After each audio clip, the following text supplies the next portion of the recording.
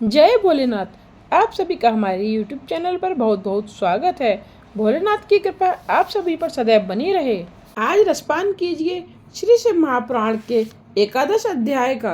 आज की कथा में हम विशेष रूप से शिव पार्वती विहार, स्वामी कार्तिकेय का जन्म, कार्तिकेय का चरित्र, कार्तिकेय की खोज एवं नंदी संवाद, कुमार का अभिषेक, कुमार का चरित्र, युद्ध का आरंभ, देवासुर का युद्ध आदि की कथा का श्रवण करेंगे। अगर आपको आज की कथा समझ में ना आए तो आप मेरे चैनल पर जाकर इससे पहले की कथा का श्रवण कीजिए, जिससे आपको आज की कथा आसानी से समझ में आएगी।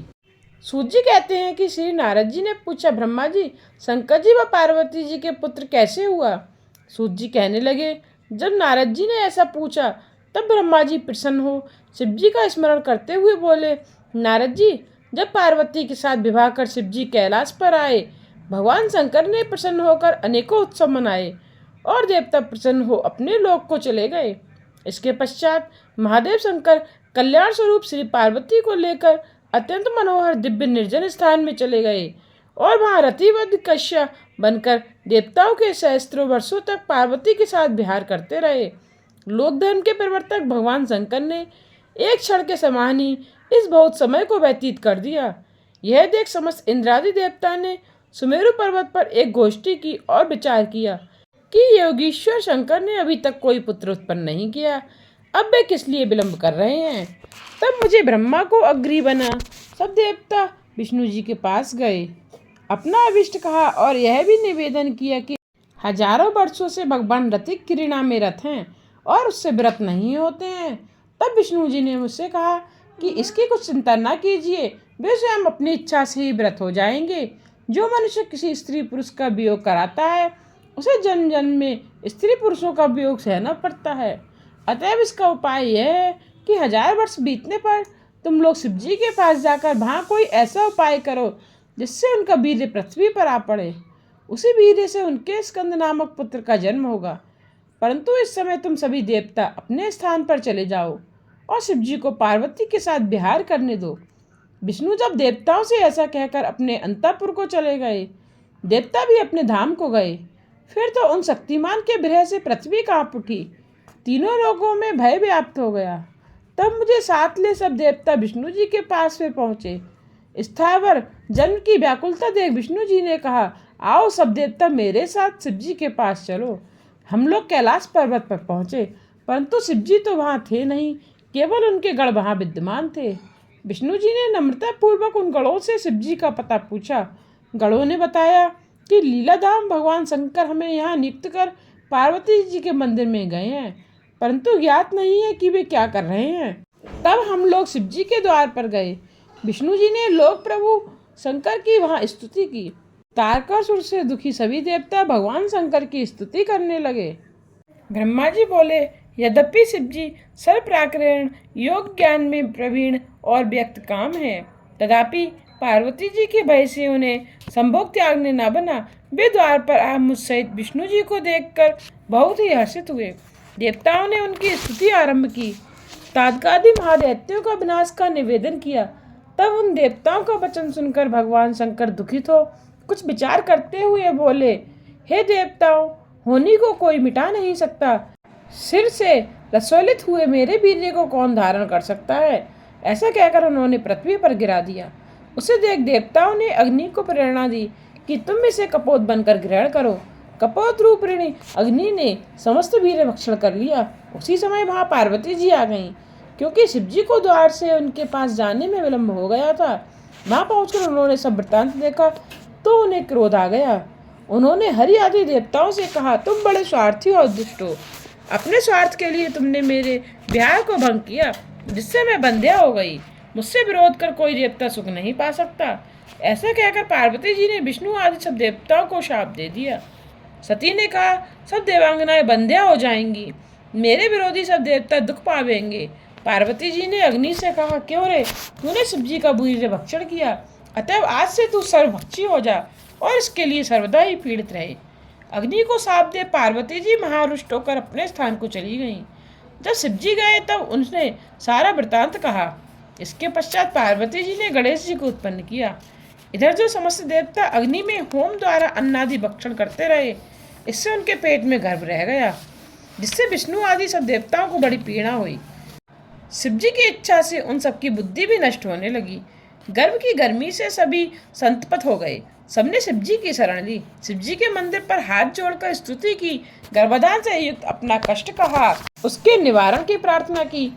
तब देवताओं की स्तुति को सुनकर भगवान शिव शीघ्र ही द्वार पर आए, जहाँ देवता खड़े थे। शिव जी को देख देवताओं ने कहा, शंभो, शिव, महेश्वर, हम इस वीर्य से जलते हैं, हमारी रक्षा कीजिए। तब उनके दीन वचनों को सुनकर भक्त वत्सल शंकर जी ने हंसकर कहा, विष्णु, ब्रह्मा, देवताओं, मैं जो कहता हूँ उसे सुनो। अब तुम लोग शीघ्र ही भवन द्वारा मेरे वीर्य को बाहर निकाल दो, इससे तुम्हें सुख प्राप्त होगा। फिर तो शिव जी की आज्ञा से सबने उस वीर्य को भवन द्वारा बाहर निकाल दिया। विष्णु आदि देवताओं का दुख दूर हो गया। सबने भक्त भगवान शंकर की स्तुति की, परंतु अग्नि फिर भी सुखी नहीं हुआ, उसका हृदय जलता ही रहा। तब उसने भी देवादिदेव शंकर की स्तुति की और कहा कि मैं बड़ा मूर्ख हूँ, मेरा अपराध क्षमा कर मेरे ताप का हरण कीजिए। आप दीन वत्सल, कल्याणकारी और परमेश्वर हैं। शिव जी ने अग्नि से कहा, तुमने वीर भक्षण कर अच्छा नहीं किया, परंतु अब मैं प्रसन्न हूँ, तुम्हारा सब दुख खुद छूट जाएगा। तुम मेरे वीर्य को किसी स्त्री की योनि में स्थिर कर दो, इससे तुम्हारा शरीर नहीं जलेगा। अग्नि ने कहा, महाराज, आपका तेज बड़ा कठिन है, तीनों लोकों में उसे धारण करने की शक्ति किसी में नहीं है। उसी समय नारद जी, तुम भी वहां आ गए। तब तुमने अग्नि के उपकारार्थ यह कहा, अग्नि, शिव जी जैसा कहते हैं वैसा करके तुम सुखी हो जाओ। शिव जी की इच्छा से मैं तुम्हें इसका एक सहज उपाय बतलाता हूँ। माघ के महीने में जो स्त्री प्रयाग में स्नान करने आवे, उसके देह में तुम इस महान वीर्य को स्थापित कर देना। ब्रह्मा जी कहने लगे कि इसी समय वहां सप्तऋषियों की भी स्त्रियां आ गईं। माघ का महीना था, वे बड़े तड़के ही स्नान के लिए आई थीं। उनमें से 6 स्त्रियां शीत से अधिक आतृत होकर अग्नि की ज्वाला के समीप गईं और अग्नि तापने लगीं। फिर तो उसी क्षण उनके रोमों द्वारा शिव जी के वीर्य कण उनके शरीर में प्रवेश कर गए। अग्निदाह रहित हो गया। अब अंतर्ध्यान हो शिव जी का स्मरण करते हुए अपने स्थान पर आया। इस प्रकार वह 6 स्त्रियां गर्भवती हो गईं। उनके पतियों ने उन्हें त्याग दिया। उन 6 को अपने व्याभिचार पर दुख हुआ। ये हिमाचल पर जाकर तप करने लगीं। वहां उन्होंने उस गर्भ को त्याग कर शांति प्राप्त की, परंतु जब वह पर्वतराज भी उस गर्भ को सहन न कर सका तो गंगा जी में गिरा। गंगा जी भी सहन न कर सकी और उन्होंने अपने तरंगों से उसको सरकंडे के वन में त्याग दिया। वहां पर एक तेजस्वी बालक हो गया। माघ शुक्ला षष्ठी के दिन शिव के उस पुत्र का पृथ्वी पर प्रादुर्भाव हुआ। उसके आविर्भूत होते ही हिमालय पर शिव पार्वती को भी बड़े आनंद की विभूति हुई। आकाश में धुंधुवियां बजने लगीं और सरकंडे के वन में उस बालक पर फूलों की वर्षा हुई। नारद जी बोले, ब्रह्मा जी, इसके पश्चात वहां क्या हुआ? ब्रह्मा जी बोले, तात, फिर तो उसी समय विधि प्रेरक विश्वामित्र का आगमन हुआ, जहाँ वह बालक उत्पन्न हुआ था। उसे देखकर ऋषि प्रसन्न होकर नमस्कार करने लगे तथा उनके प्रताप को जानकर उन्होंने उसकी बड़ी स्तुति की।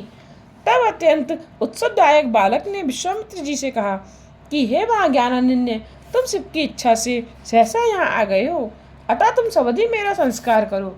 अब आज से आप मेरे पुरोहित हो गए और इसमें संदेह नहीं कि अब आप सभी के पूज्य हो जाएंगे। तब विस्मित होकर विश्वामित्र जी ने उन बालक से कहा कि हे तात, ब्राह्मण मैं नहीं किंतु गादी क्षत्रिय का पुत्र हूँ और लोग मुझे विश्वामित्र कहते हैं, परंतु तुम कौन हो यह तो कहो।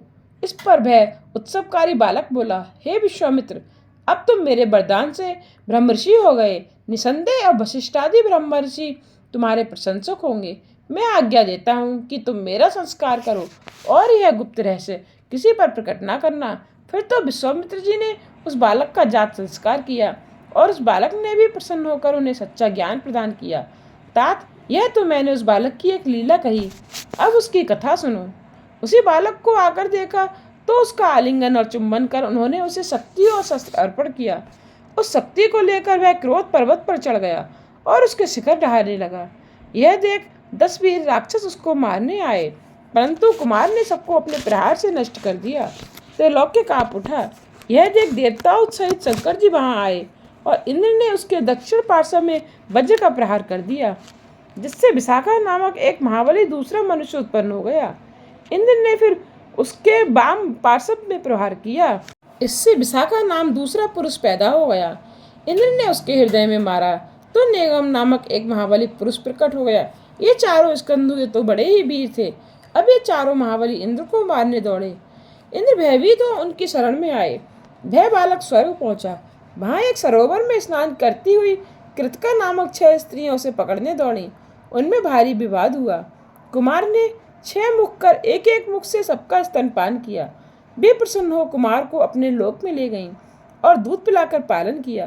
त्रिलोक्य में सुंदर वस्त्रों और उत्तमोत्तम आभूषणों को पहनाया। ब्रह्मा जी बोले, इस प्रकार जब बहुत समय व्यतीत हो गया और पार्वती जी को उस बालक का कुछ पता न चला, तब उन्होंने एक दिन अपने स्वामी शंभु से पूछा कि देव, आप मेरे पूर्व पुण्य से ही प्राप्त हुए हैं। कृपा कर यह बतलाइए कि आपका वह वीर्य कहाँ गया जो पृथ्वी पर गिरा। पार्वती के यह वचन सुनकर जगदीश्वर ने देवताओं और मुनियों को बुलाकर पूछा कि हे देवताओं, मेरा अमोघ वीर्य कहाँ है? उसको किसने छिपाया है? शीघ्र ही बतलाओ, नहीं तो दंडित हो जाओगे। ईश्वर के ये वचन सुनकर सब सभा के लोग कंपित हो गए और क्रम से एक दूसरे को देखकर प्रभु के आगे उसकी खोज संबंधी एक एक बात कहने लगे। तब जैसे जैसे वह वीर जहाँ जहाँ गया और जैसे वह कृतिकाओं द्वारा पालित हुआ, उसका पता लगाकर शिव जी बहुत प्रसन्न हुए और उन्होंने ब्राह्मणों को बहुत सी दक्षिणा दी।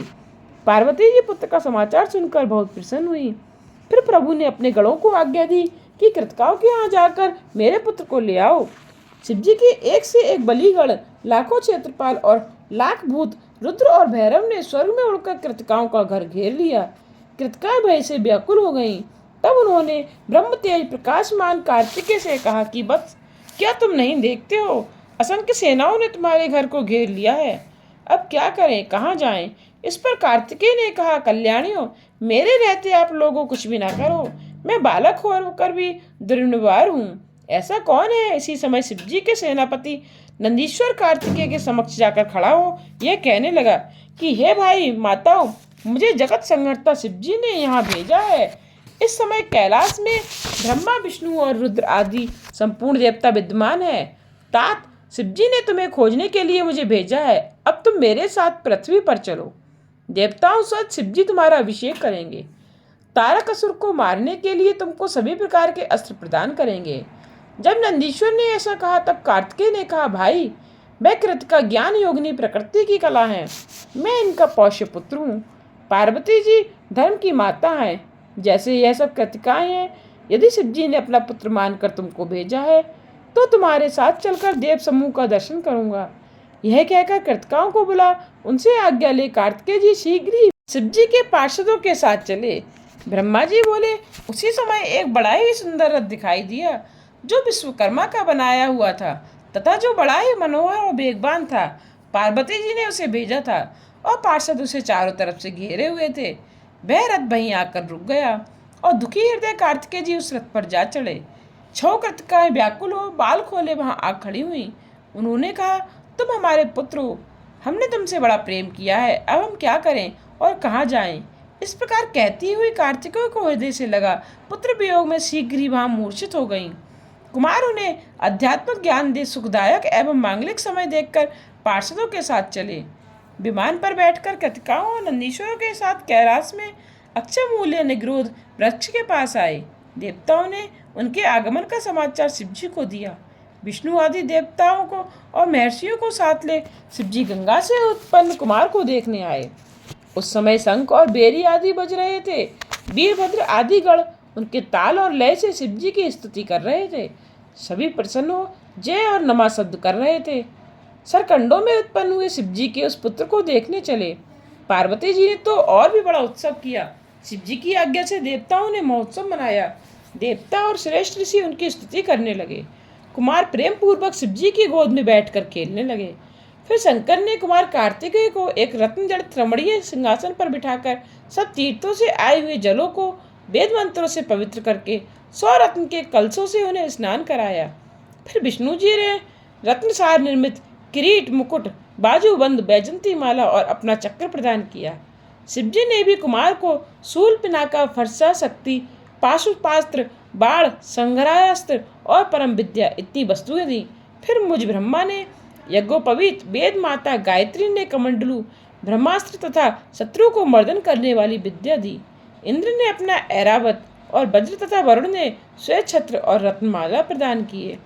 सूर्य ने मन के समान गमन करने वाला शीघ्रगामी रथ और कवच तथा यमराज ने दंड और समुद्र ने अमृत कलश लाकर दिया। कुबेर ने अपनी गदा दी और शंकर ने अपना शूल दिया। इसी प्रकार सब देवताओं ने उन्हें नाना प्रकार के शस्त्र और उपाय दिए। पार्वती जी ने चिरंजीव रहने का आशीर्वाद दिया। लक्ष्मी ने दिव्य संपदा और एक मनोहर हार दिया। सावित्री ने सभी सिद्धियां तथा और भी जो देवियां वहां आई थी उन सभी ने बालक का पालना के लिए यथाशक्ति दिया। इसी प्रकार अन्य सभी देवताओं ने उनका वहां आदर अभिवादन किया। कुमार ने सबके स्वामित्व को ग्रहण किया। ब्रह्मा जी कहते हैं, नारद, तब वहां स्थित हो कार्तिकेय जी ने भक्तिदायिनी कई कथाएं कहीं। फिर एक नारद नामक ब्राह्मण उनकी शरण में आया। उसने कार्तिकेय जी के निकट जाकर स्त्रोतों में यह नम्र ध्वनि की कि स्वामिन, मेरा कष्ट दूर कीजिए, मैं आपकी शरण हूँ।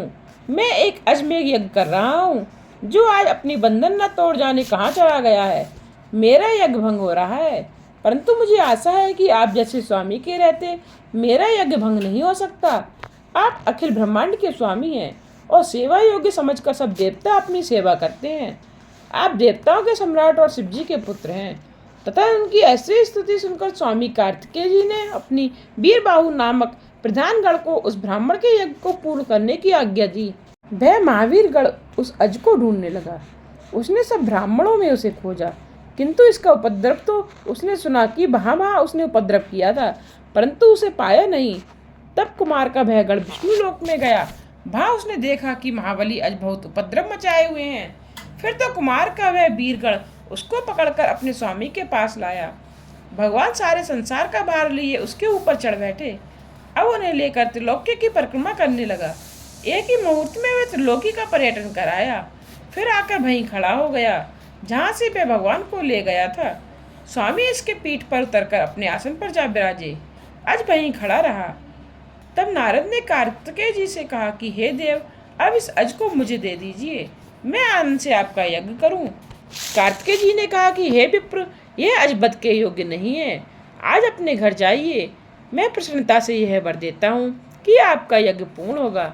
ब्रह्मा जी बोले, हरि आदि देवताओं पर इसका भी प्रभाव पड़ा और वे ताल ठोककर सिंहनाद करने लगे।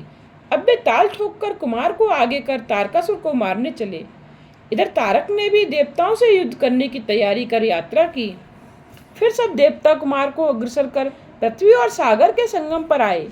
तब तक तारक भी दैत्यों की बड़ी भारी सेना ले वहां आ पहुंचा। बादलों के समान रणधुंदुभी तथा और भी कर्कबाजी बजने लगे।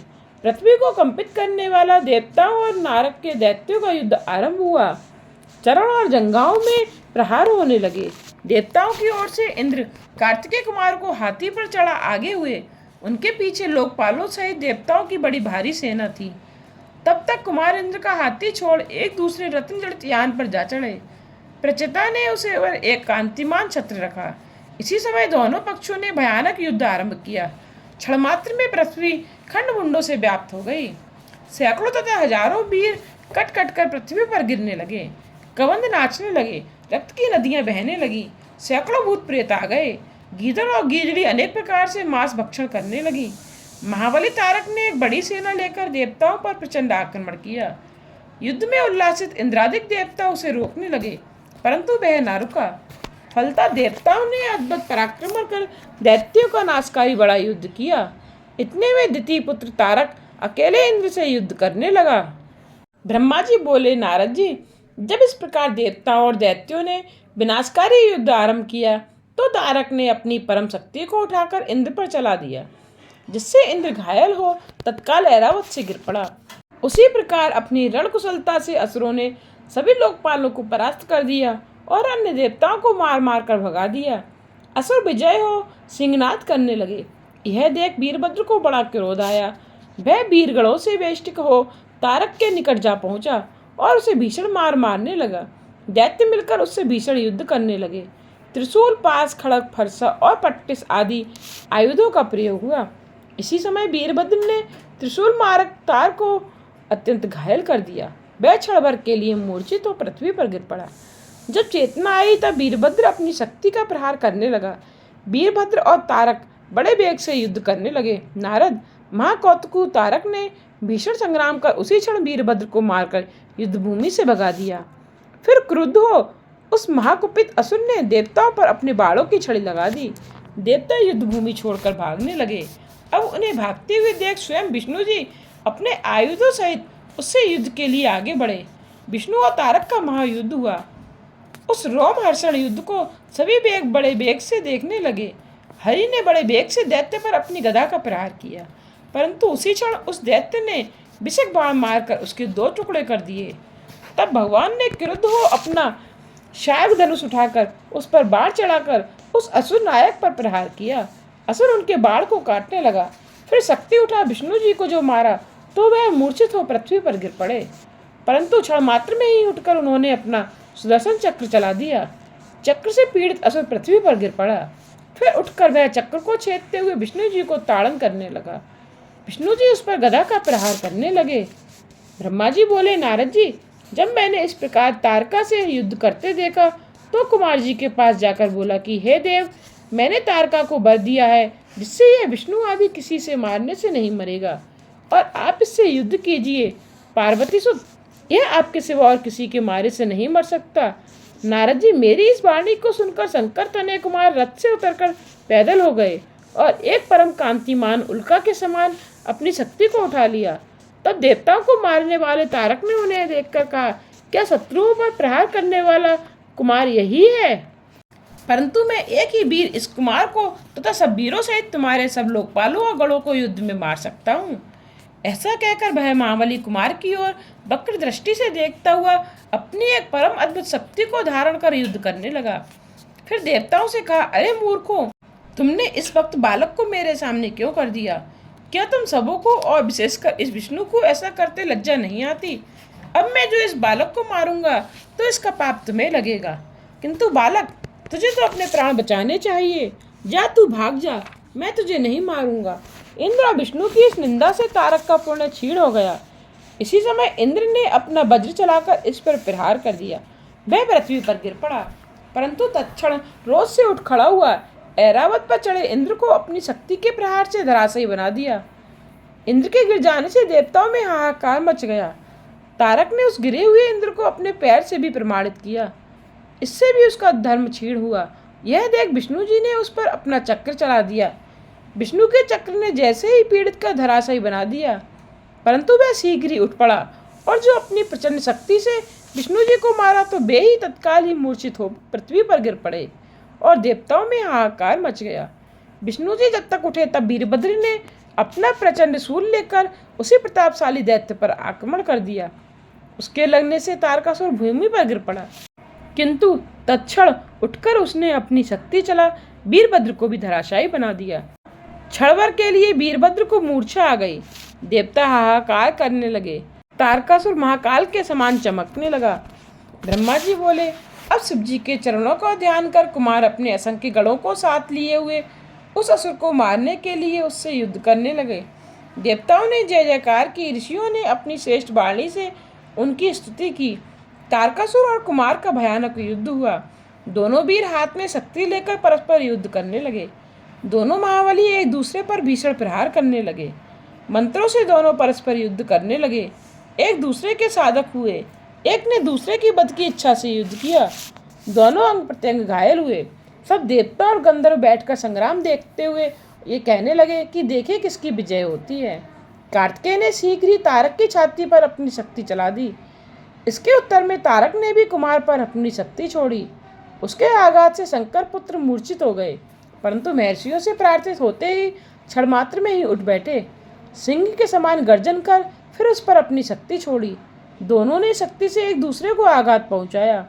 फिर श्री पार्वती जी और शंकर जी को मन ही मन प्रणाम करते हुए तारक को मारने के लिए कुमार ने अपनी एक दूसरी प्रबल शक्ति उठा ली और शीघ्र चलाकर जो उस असुर की छाती में मारा तो वह शीघ्र ही विदीर्ण होकर पृथ्वी पर गिर पड़ा। वह महाबली असुर सबके देखते देखते नष्ट हो गया। कुमार ने फिर उस पर प्रहार न किया। फिर तो निर्भय हो सब देवताओं ने सब असुरों को मार भगाया। बचे हुए असुर कुमार की शरण में आए। दैत्यों की सेनाएं नष्ट हो गईं। देवता विजय हुए। त्रिलोकी में महा आनंद छा गया। विजय कुमार अपने गणों को साथ में ले माता पार्वती के पास आए। पार्वती जी स्नेहपूर्वक कुमार को अपनी गोद में बिठा प्यार करने लगीं। देवताओं ने फूल बरसाकर उनका अभिवादन किया। गाने बजाने का अपूर्व उत्सव हुआ। देवताओं और गणों ने हाथ जोड़कर उनकी स्तुति की। शंकर जी प्रसन्न हो जगदम्बा पार्वती को साथ ले अपने गढ़ों सहित कैलाश पर चल दिए। ब्रह्मा जी बोले, नारद जी, इसी समय बाणासुर नामक दैत्य से पीड़ित क्रौच नामक पर्वत ने कुमार के पास आकर उनकी स्तुति की और कहा कि हे प्रभु, मुझे बाणासुर बड़ा कष्ट दे रहा है और मेरी रक्षा कीजिए। तब क्रौच की स्तुति से प्रसन्न हो स्कंद जी ने उसे सांत्वना दी और शिव जी का ध्यान कर वहीं से बैठे बैठे बाण के लिए जो एक शक्ति छोड़ी तो इसे भस्म करती हुई शीघ्र ही कुमार के पास लौट आई। कुमार ने क्रौच से कहा कि अब तुम निर्भय हो जाओ, घर जाओ। राजा क्रौच कुमार का यह वचन सुनकर उनकी स्तुति करके अपने घर लौट गया। वहां जाकर उसने शंकर जी के प्रसन्नार्थ उनके 3 लिंगों की स्थापना, प्रतिज्ञेश्वर, कपालेश्वर और कुमारेश्वर, ये तीनों ही लिंग सिद्धिदायक हैं। फिर देवगुरु बृहस्पति को आगे कर सब देवताओं ने कैलाश में जाने की इच्छा की तो वहां प्रलंबासुर नामक दैत्य उपद्रव करने लगा। उससे पीड़ित शेष जी का पुत्र कुमुद कुमार की शरण में आया। गिरजा पुत्र की बड़ी स्तुति की। कुमार ने प्रसन्न हो शक्ति चला प्रलंब का संहार कर दिया। वह असुर अपने अनुचरों सहित मारा गया। शेष पुत्र कुमुद शिव पुत्र कुमार की स्तुति कर अपने घर पाताल आया। ब्रह्मा जी कहते हैं, अब विष्णु आदि सब देवता परमोत्सव कर कुमार को कैलाश चलने की प्रेरणा देने लगे। कुमार एक परम दिव्य विमान पर बैठे अपने साथ देवताओं को बिठा शिव जी की जय बोलते हुए उनके पास आए। आनंद ध्वनि करते हुए सब शिव जी के पर्वत पर पहुंचे। विष्णु आदि ने शिव जी को प्रणाम कर उनकी बड़ी स्तुति की। कुमार ने भी बड़ी नम्रता से विमान से उतरकर शिव पार्वती को प्रणाम किया। शिव जी ने आनंद में आकर पुत्र का मुख चुम्बन किया। तारक शत्रु महाप्रभु कुमार पर बड़ा स्नेह किया। पार्वती ने भी कुमार गोद में उठाकर और सिर पर हाथ रखकर चुम्बन किया। शिव पार्वती का उन पर बड़ा प्रेम हुआ। शिव मंदिर में बड़ा उत्सव मनाया गया। विष्णु आदि सभी देवताओं ने शिव जी की बड़ी स्तुति की। इससे आगे की कथा का श्रवण आप अगले अध्याय में कीजिएगा। उम्मीद करती हूँ कि आपको आज की कथा पसंद आई होगी। आगे की कथा जानने के लिए मेरे चैनल को सब्सक्राइब करके बेल आइकन पर प्रेस करके ऑल पर क्लिक करना ना भूलिएगा, जिससे आने वाले वीडियोज़ के नोटिफिकेशन आप तक पहुँचते रहें।